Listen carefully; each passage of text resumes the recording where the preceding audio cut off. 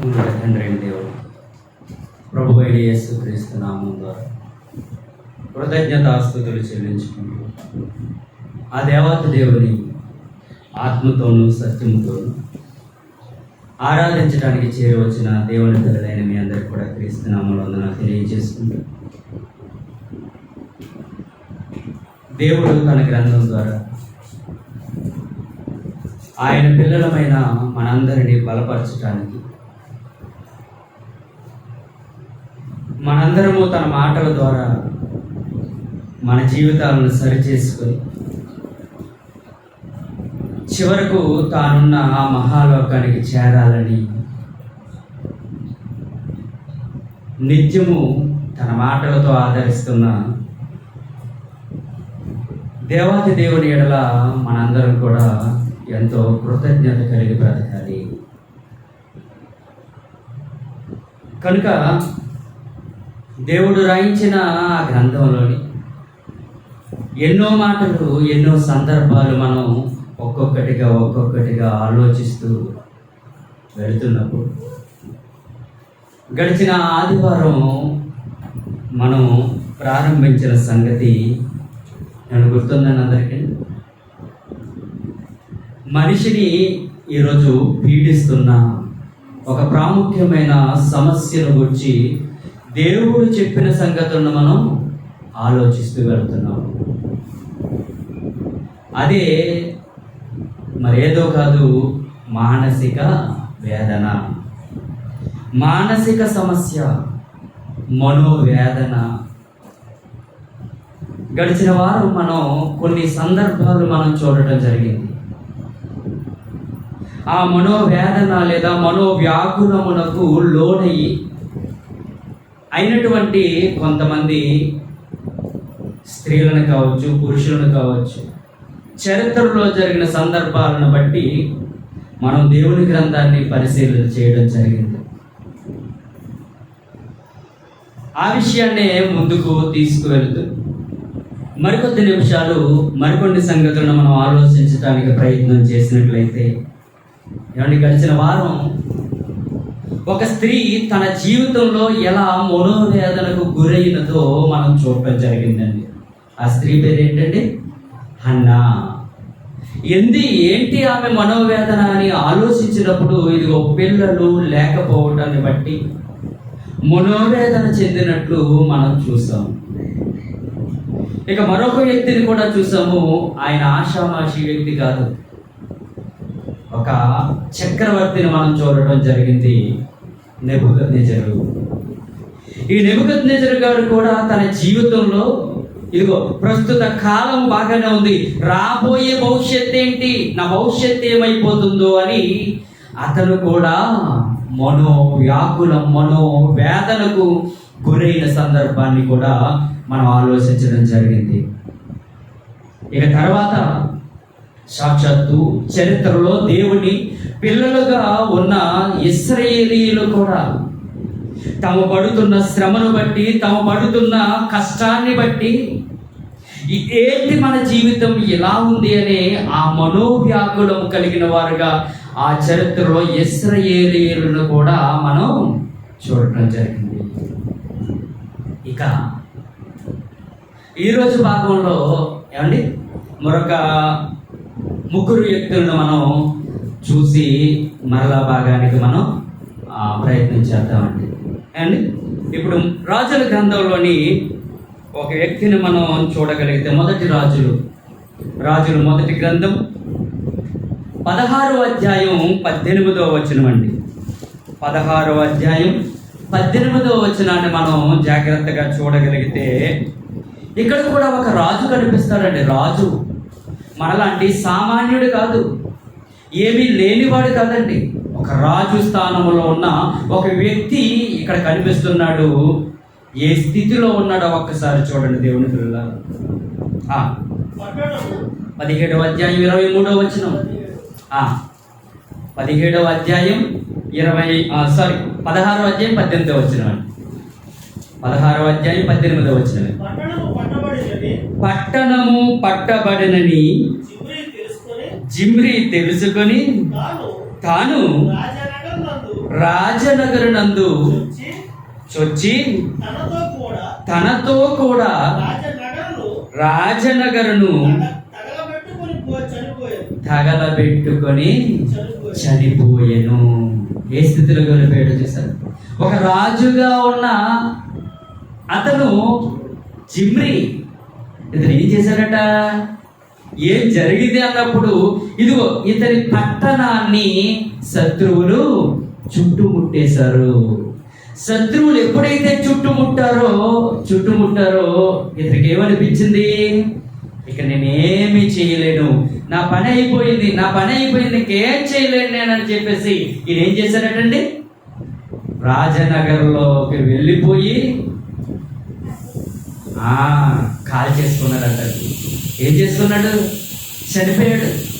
చూసారా, ఇతరులో కూడా ఒక బాధ ఏంటి, ఇదిగో ఈ రాజ్యాన్ని, ఎంత రాజుగా ఉన్న నా రాజ్యాన్ని శత్రువులు చుట్టుముట్టేశారు, నా పరిస్థితి ఏమైపోవాలి అని ఆలోచించిన ఈయన దుఃఖముతో నిండిపోయి ఏం ఆలోచించాడండి, ఆత్మహత్య చేసుకోవాలని ఆ పరిస్థితిలోనికి వెళ్ళిపోయాడు. చూడండి, చనిపోయాడట. ఏంటి ఏం చేశాడు ఈయనకి, ఈయనలో ఉన్నదేంటి, ఒక బాధ మనసులో నలిగిపోయిన తర్వాత ఏమని డిసైడ్ అవుతారు అనుకుంటున్నారు, ఏమండి, ఆత్మహత్యకు ప్రేరేపణకు గురవుతారన్నమాట. అందుకే చాలా మంది సమాజంలో మనం ఆలోచించినప్పుడు అండి, వారికి ఉన్న స్థితిగతులను బట్టి, వారికి ఉన్న కష్టాలను బట్టి, వారికి ఉన్న ఇబ్బందులను బట్టి కొంతమంది తదేకంగా ఆలోచన ప్రారంభించి ఆలోచనలతో నిండిపోయి ఆ మనస్సు నలిగిపోయే స్థితిలోనికి వెళ్ళి తర్వాత ఏమండి డిప్రెషన్కు లోనైన వారై చివరికి ఏమవుతున్నారో తెలుసండి, ఇక నా జీవితం ఎందుకు అనే పరిస్థితిలోనికి వెళ్ళిపోతున్నారు.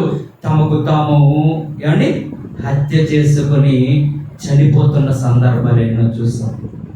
గడిచిన వారం చూసాం కదండి.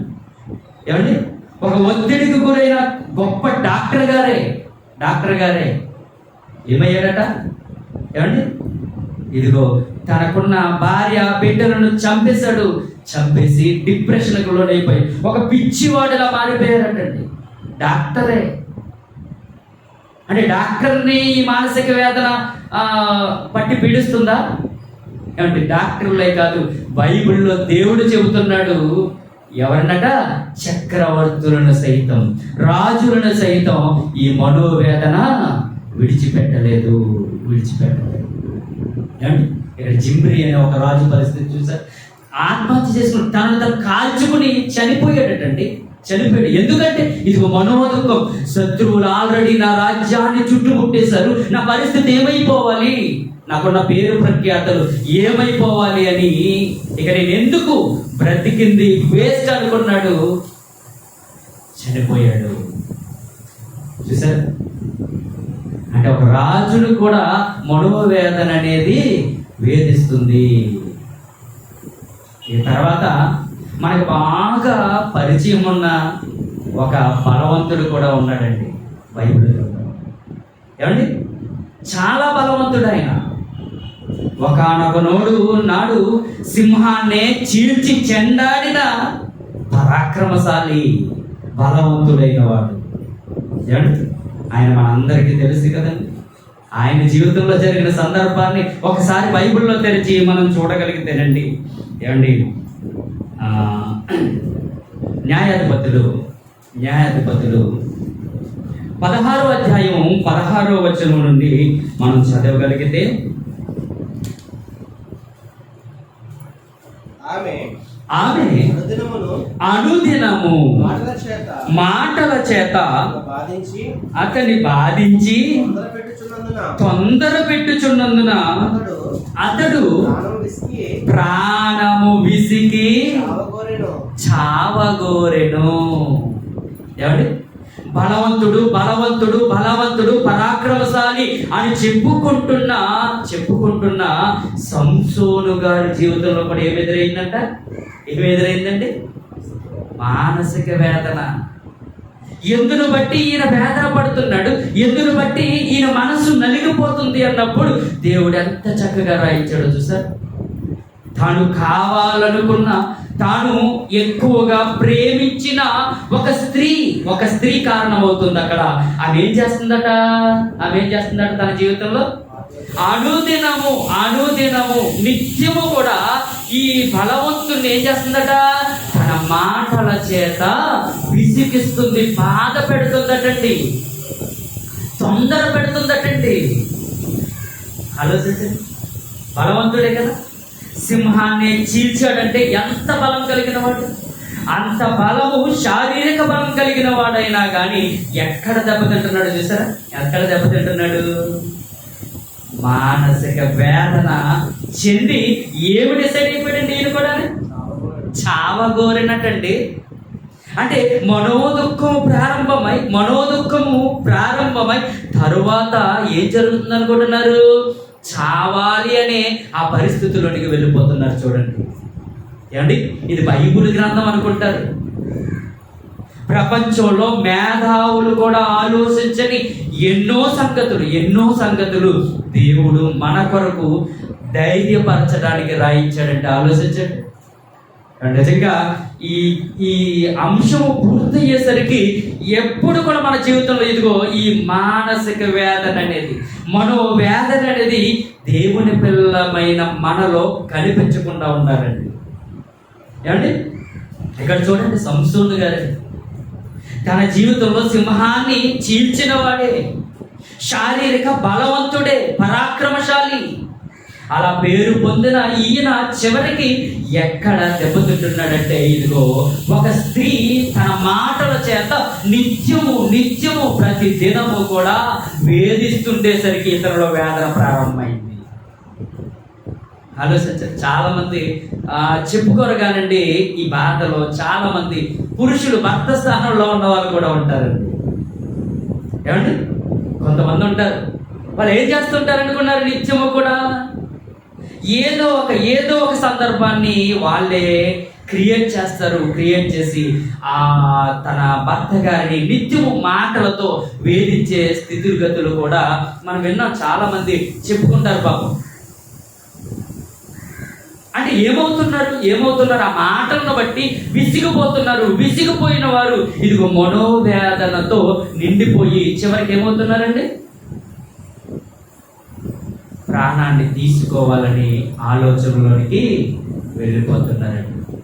బలవంతుడైన వాళ్ళే వెళ్ళిపోయారంటే, అలా అనుకున్నాడంటే, చావగోరాడంటే, ఇక్కడ ఆలోచించండి. ఏమండి, సామాన్యులు, మామూలు వాళ్ళు నీకేమవుతారు? అలాంటి మాటలు ఎదురయ్యాయంటే గమనిస్తేనండి, నిజంగా ఒక రాజు, ఒక బలవంతుడు, ఒక చక్రవర్తి, ఒక స్త్రీ, పిల్లలు లేని ఒక స్త్రీ, ఇలా ఒక్కొక్కరి జీవితాన్ని దేవుడు తన గ్రంథంలో రాయించి మన చేతిలో పెట్టాడంటే ఎందుకు అనుకుంటున్నారు? దేవుని పిల్లలుగా ఈ లోకంలో మనం బ్రతుకుతున్నప్పుడు ఈ వేదన, ఈ సమస్య మనల్ని కూడా విడిచిపెట్టదండి. మనకు ఉండదనుకుంటున్నారా? ఏమంటే మనం దేవుని నమ్ముకున్నాం కదండి, దేవుని పిల్లలకి మనకెందుకు ఉంటుందండి ఈ సమస్య అనుకుంటున్నారా? ఏమండి, ఉండదండి ఎవరికైనా. ఏమండి, క్రైస్తవులమైన మనకి ముందే వచ్చేస్తుందండి, ముందే వెంటాడుతుంది ఈ సమస్య. ఏమండి, మనం దేవునిలో బ్రతకాలనుకున్నప్పుడు, దేవుని కోసం బ్రతకాలనుకున్నప్పుడు అలాంటి నిర్ణయాలు ఏమైనా తీసుకున్నాం అనుకోండి, నెమ్మదిగా ఆ నిర్ణయం తీసుకోవడమే తడవు, వెంటనే ఏ ప్రారంభమవుతుందో తెలుసా? ఈ మనోవేదన అనేది మనకు ఆటోమేటిక్గా ఏదో ఒక సందర్భం ద్వారా మనలో వేదన ప్రారంభమవుతుంది. దేవుని పిల్లల వేదన పడతామండి. ఏమంటే ఎదుర్కొంటాం. ఇప్పటికే మన జీవితంలో, మన కుటుంబంలో ఎన్నో సందర్భాల్లో మనం ఎదుర్కొన్న పరిస్థితులు ఏమంటారు? గుర్తు చేసుకోండి ఒకసారి. ఇదిగో ఆ రోజు నేను ఇలా అనుకున్నాను కదా, ఎందుకు ఈ జీవితం అనుకున్నాను కదా అన్న సందర్భాలు ఉన్నాయి. చూడండి, ఏం జరిగింది అనుకుంటున్నారు? ఏం జరిగిందండి? ఏదో ఒక పరిస్థితిని బట్టి మన మనసు నలిగిపోయిన మనము ఇక ఈ జీవితం వ్యర్థం అనుకుని ఏమండి ఏదో ఒక నిర్ణయం తీసుకునే వరకు వెళ్ళిపోయామంటే మనల్ని వేధించింది ఏంటనుకుంటున్నారు? ఏమండి ఏం వేధించిందండి? ఒక డబ్బు సమస్య అనుకుంటాం, లేదంటే ఇంకో సమస్య అనుకుంటాం. ఇదిగో ముఖ్యంగా మానసిక సమస్య, మనోవేదన చెప్పాలి కదా గత వారం. కుటుంబంలో చిన్న పిల్లవాడు మొదలుకొని, చిన్న పాప మొదలుకొని ఈ మనోవేదన అనుభవించడం ప్రారంభమవుతుంది. ఒక ఆ ఉద్యోగి కూడా మనోవేదన పడతాడు. ఒక భర్త స్థానంలో ఉన్నాడా, భర్తకు కూడా మనోవేదన ఉంటుంది. ఒక భార్య స్థానంలో ఉన్నారా, భార్య కూడా మనోవేదన ఉంటుంది. ఒక కోడలి స్థానంలో ఉన్న, ఒక అత్త స్థానంలో ఉన్న, ఒక మామ స్థానంలో ఉన్న, ఒక తల్లిదండ్రుల స్థానంలో ఉన్నా కానీ ఇలా కుటుంబంలో ఎవరిని విడిచిపెట్టకుండా వేధిస్తున్న ప్రాముఖ్యమైన సమస్య ఏంటో తెలుసండి? మానసిక సమస్య, మనోవేదన. మన జీవితం ఏమైపోద్ది, భవిష్యత్తు ఏంటి, నా పిల్లల పరిస్థితి ఏంటి, నా కుటుంబ పరిస్థితి ఏంటి, ఎంత కష్టపడుతున్నాను, ఎంత శ్రమ పడుతున్నాను, ఇంకా ఏమి సాధించలేకపోయాను అనే పరిస్థితి మన మనస్సును నలిపేస్తుంటాయి. చూడండి, నలిపేస్తుంటాయి. ఎప్పుడూ కష్టమైన నా జీవితానికి అన్న పరిస్థితులు కూడా వస్తుంటాయి. చూడండి, ఏమండి ఇలాంటి సందర్భాలు ఎన్నో ఉన్నాయండి, ఎన్నో ఉన్నాయి. ఇక యోధా గారిని కూడా చూడండి, తనకున్న మనోదుఖాన్ని బట్టి ఇదిగో ప్రేరేపించబడ్డాడు. దేనికోసం? ఆత్మహత్య చేసుకోవాలని ప్రేరేపించబడిన యోధా ఏం జరిగిందండి? మనోధైర్యాన్ని కోల్పోయి ఏం చేసుకున్నాడండి? చివరికి ఆత్మహత్య చేసుకున్నాడండి. కాబట్టి తన ప్రాణం తీసుకున్నాడండి, తనకు తానుగా హత్య చేసుకున్నాడు, మరణించాడు. యోధా అంటే ఎవరండి? అందుకని సాక్షాత్తు యేసుక్రీస్తు కూడా ఉన్నారు. యేసుక్రీస్తు బోధలు విన్నాడు, యేసుక్రీస్తుతో కలిసి నడిచాడు, అనేక అద్భుత కార్యములు కూడా చేసిన వాడండి. అటువంటి ఆయనకే ఈ మనోవేదన ఉందా? అవును, తను చేసిన ఆ స్థితిని బట్టి, ఆ పరిస్థితిని బట్టి మానసిక దుఃఖానికి లోనయ్యాడు. ఆ దుఃఖం కాస్త డిప్రెషన్లోకి వెళ్ళి ఏమైపోయాడండి? చనిపోయాడు.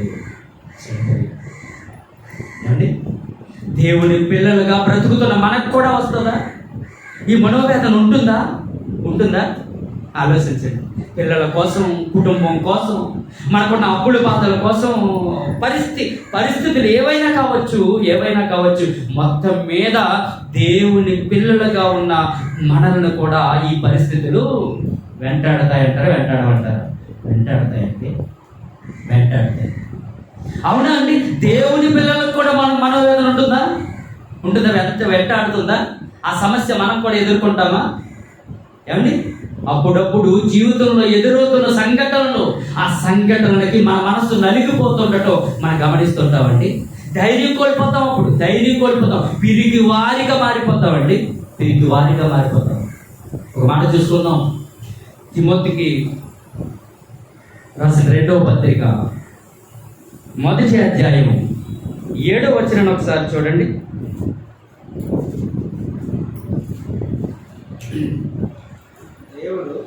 దేవుడు మనకు శక్తియు ప్రేమయు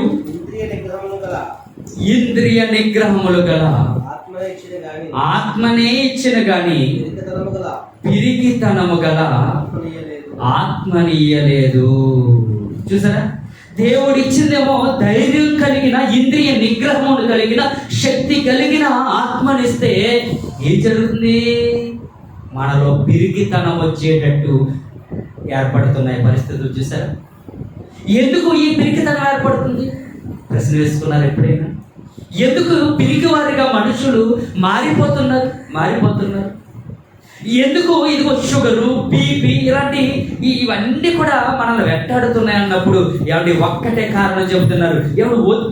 ఒత్తిడి మీ మనస్సులో దేని గురించో బాగా ఆలోచించేస్తున్నారండి. డాక్టర్ గారి దగ్గరికి వెళ్తే ఏం చెబుతాడండి?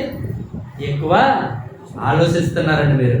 ఆలోచించకండి, ఎక్కువ దేని గురించి ఆలోచించకండి.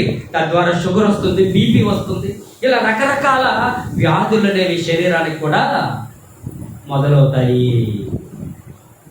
ఒకటే కారణం అన్నమాట, మనం ఎదుర్కొనే ఈ ఒత్తిడి కారణంగా వీటిని కూడా ఎదుర్కొనే పరిస్థితులు ఉన్నాయి. ఒత్తిడి ఏమండి, ఒకనొక సందర్భంలో దేవుడు బాగా ఇష్టపడిన ఒక భక్తుని జీవితంలో కూడా ఈ మనోవేదన ఏర్పడిందంటే నిజంగా దేవుని గ్రంథంలో దేవుడు రాయించాడంటే ఒక్కసారి మనం ఆ మాటల్లోనికి వెళ్దామండి. ఏమండి, దేవుడు బాగా ఇష్టపడ్డాడు. ఆయనకి ఒక పేరు ఇచ్చాడు, ఈయన నా ఇష్టానుసారుడు అన్నాడు. ఎవరైనా? దావీదు గారు. నా ఇష్టానుసారుడైన మనుష్యుడు అంటే దావీదు అనే వ్యక్తి ఇదిగో ఆలోచించాడంటే నా ఇష్ట ప్రకారం ఆలోచిస్తాడు.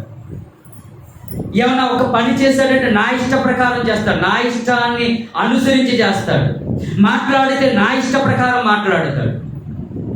అంటే ప్రతి విషయంలోనూ కూడా దేవుడి ఇష్టాన్ని తన జీవితంలో నెరవేర్చే దావీదు గారు అనే ఒక భక్తుడి జీవితంలో కూడా ఎలాంటి పరిస్థితులు ఎదుర్కొన్నాడో ఒక్కసారి నెమ్మదిగా చూడగలిగితేనండి. కీర్తనల గ్రంథం 55వ అధ్యాయం 3, 4, 5 వచనాలు ఒకసారి చదువుతామండి.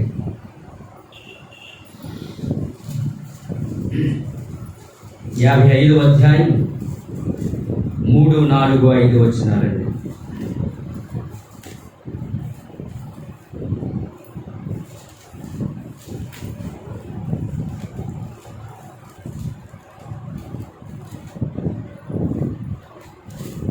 కీర్తనలు 55, 3, 4, 5. నా మనవి ఆలకించి నాకు ఉత్తరమిమ్ము. శత్రువుల శబ్దమును బట్టి, దుష్టుల బలాత్కారమును బట్టి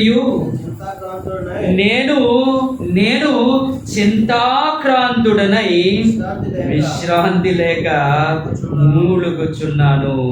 వారు నా మీద దోషము మోపుచున్నారు, ఆగ్రహము గలవారై నన్ను హింసించుచున్నారు.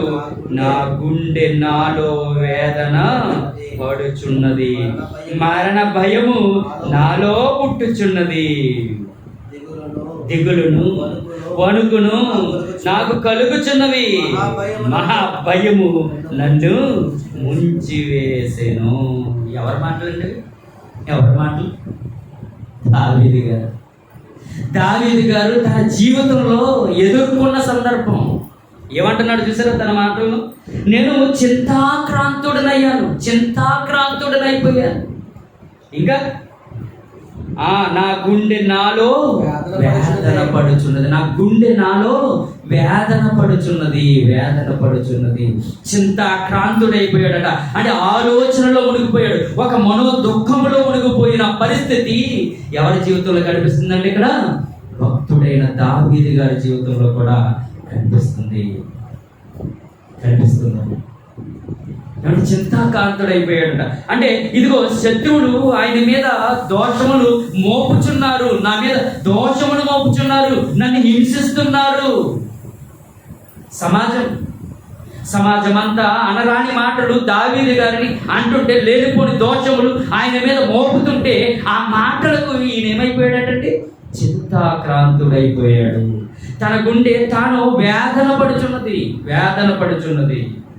ఏమండి? అదే కీర్తన గ్రంథం 42వ అధ్యాయం 11వ వచనం.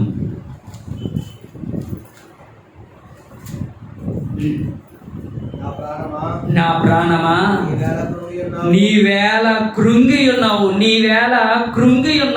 10-11 రైట్. నాలో నీవేళ తొందరపడుచున్నావు. ఇదిగో మనోవేదనకు లోనైన దావీదు గారు మాట్లాడుకుంటున్నారు. ఏమని? ఇదిగో నాలో నీవేళ తొందరపడుచున్నావు, నా ప్రాణమా నీవేళ కృంగి ఉన్నావు. కృంగి ఉన్నావు.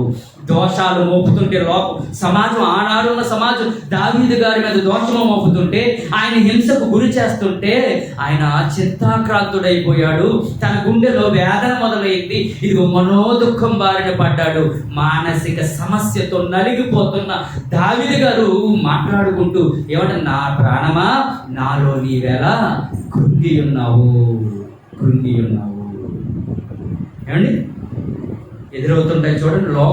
లోకము ఎన్నో మాటలు అంటుంటుంది చూడండి. ఒక్కొక్క సందర్భం వచ్చేసరికి మన జీవితంలో, మన కుటుంబంలో కూడా మనం ఎదుర్కొంటూ ఉంటాం. అందుకే సమాజంలో ఒక సామెత ఉందండి. ఏమంటారు తెలుసండి? లోకులు కాకులండి అంటారు. అంటే ఏ సందర్భం, సమయోచితం లేకుండానే, ఆలోచన లేకుండానే అనాలోచితంగా, నిరభ్యంతరంగా దోషాలు మోపే ఆ పరిస్థితులు వస్తుంటాయి. ఎన్నైనా అందవండి.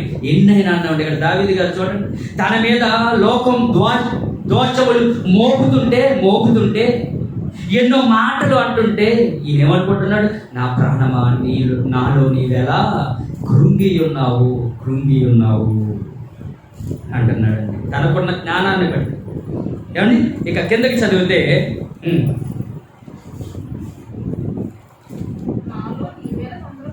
నాలో నీవేళ తొందరపడుచున్నావు. ఏమండి, తనకున్న జ్ఞానాన్ని బట్టి ఏమని చెప్పుకుంటున్నాడు చూడండి. దేవుని యందు నిరీక్షణయుంచుము, ఆయనేనా రక్షణకర్త. చూసారా? ఇదిగో నా ప్రాణమా నాలో నీవేళ తొందరపడుచున్నావు. ఎందుకు తొందరపడుతున్నావు? ఏమని తొందర పెట్టి ఉంటుందండి ప్రాణం? ఏమని తొందర పెడుతున్నారు? ఏం తొందర పెట్టి ఉంటుందండి? ఇదిగో శత్రువులైన వారు, లోకం, సమాజం ఆనాడు దావీదు గారి మీద దోషాలు మోపుతున్నప్పుడు ఈయన కృంగిపోయి ఆ మాటలకు వేదనకు లోనయ్యి, ఇక గుండె వేదన పడుతున్న పరిస్థితిలోనికి వెళ్ళిపోయినప్పుడు ప్రాణం ఏమని తొందర పెట్టి ఉండొచ్చు? దావీదు, ఏంటయ్యా దేవుడు అంటే నమ్మకం, దేవుడిని నమ్ముకోవడం అంటావు? ఎందుకు ఈ జీవితం? ఇన్ని మాటలు అంటున్నాడు చూసారు, ఇన్ని మాటలు అంటున్నారు.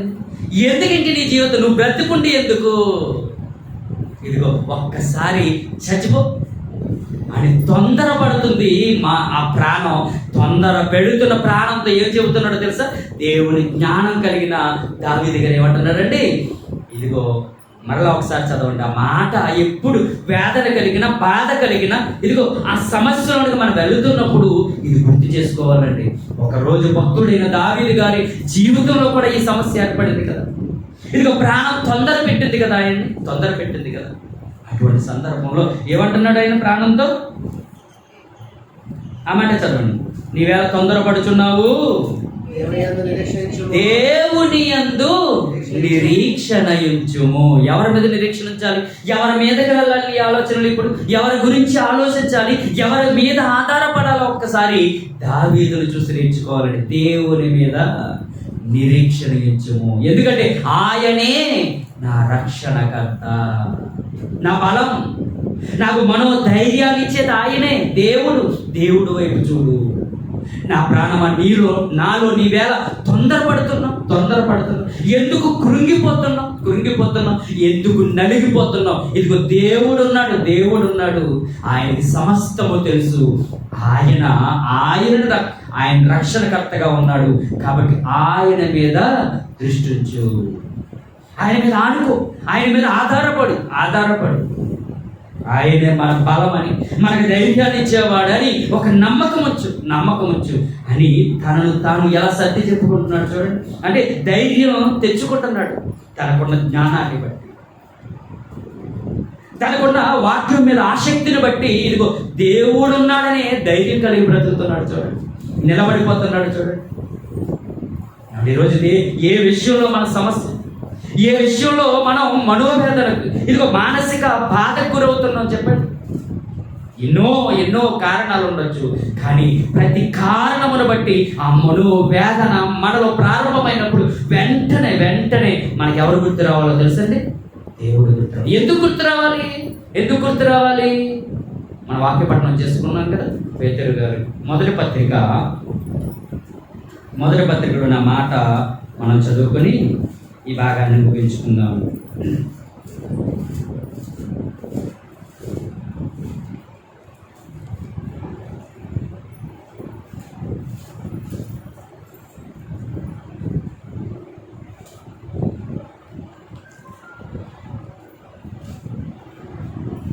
మొదటి పత్రిక 5వ అధ్యాయం 7వ వచనం.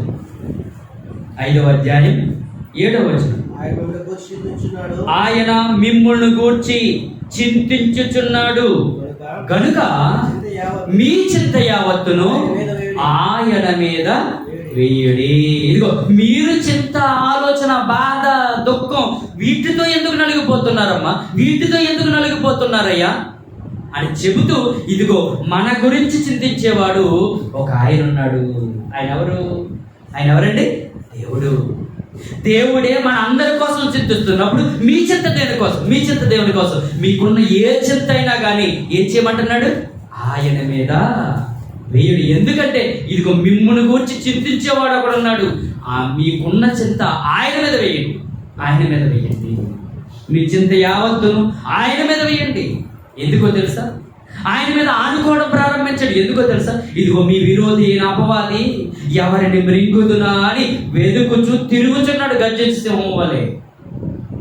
వాడి నుండి తప్పించుకోవాలంటే, వాడి ఆ ప్రేరేపణ నుండి మనం తప్పించుకోవాలంటే ఇదిగో దేవుని మీద ఆధారపడి మన గురించి, ఇదిగో నా గురించి చింతించేవాడు ఒక మహానుభావుడు ఉన్నాడు కదా, దేవుడు ఉన్నాడు కదా, ఆయనే నా బలమని మనోధైర్యాన్ని కలిగి బ్రతకాలని ఆయన అంటున్న మాట ఏంటో తెలుసండి. చివరిగా 145వ కీర్తనలు 14వ వచనం చదువుకొని ముగించుకుందాం. కీర్తన గ్రంథం 145వ అధ్యాయం 14వ వచనాన్ని మనం చూడగలిగినప్పుడు ఏమంటే ప్రతి మనిషి కూడా ఏదో ఒక సందర్భంలో, ఏదో ఒక పరిస్థితిలో ఈ మానసిక వేదనకు లోనవుతుంటారు. మనసు నలిగిపోతున్న పరిస్థితులను ఎదుర్కొంటుంటున్నారు. అది ఏ సమస్య అయినా కానివ్వండి, ఏ సమస్య అయినా కానివ్వండి, ఇదిగో దేవుడు రాయించిన తన గ్రంథంలో మనకు ధైర్యాన్ని ఇచ్చే ఒక మాట మనం చూసుకొని ముగించుకుందాం ఈ భాగాన్ని.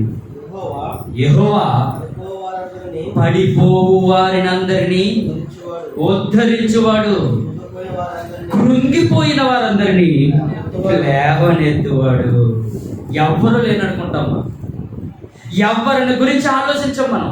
కానీ ఆ సందర్భాల్లో మనం పడిపోతున్న ఆ సందర్భాల్లో, మనం కృంగిపోతున్న ఆ సందర్భాల్లో ఎవరు గుర్తుకు రావాలో తెలుసండి? దేవుని పిల్లలుగా మనకి ఎవరు రావాలండి?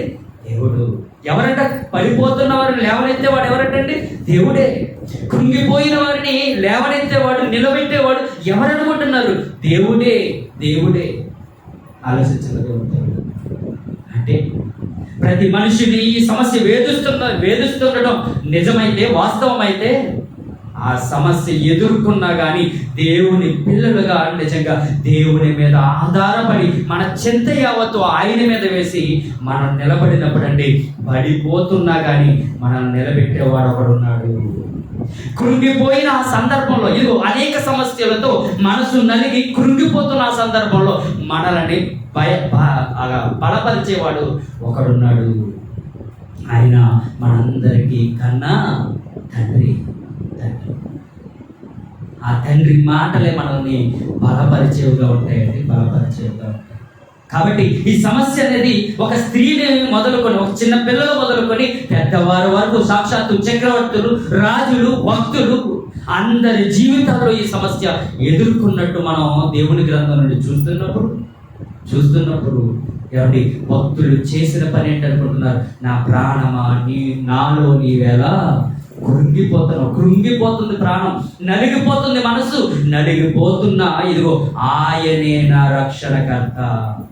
యెహోవా నా రక్షణకర్త, నా బలం, నా ధైర్యం అని దావీదు గారు ఎలా ధైర్యాన్ని పొందుకున్నారో, ఆయనకున్న వాక్య జ్ఞానాన్ని బట్టి ఈరోజు దేవుని మాటలు వింటున్నా, ఈ సందర్భాన్ని ధ్యానిస్తున్న మనందరం కూడా ఒకవేళ ఎదురైన ఈ సమస్య ఎదుర్కొని నిలబడే వారిగా ఉండటానికి దేవుడు ఎప్పుడు కూడా మనకి తోడుగా ఉంటాడు.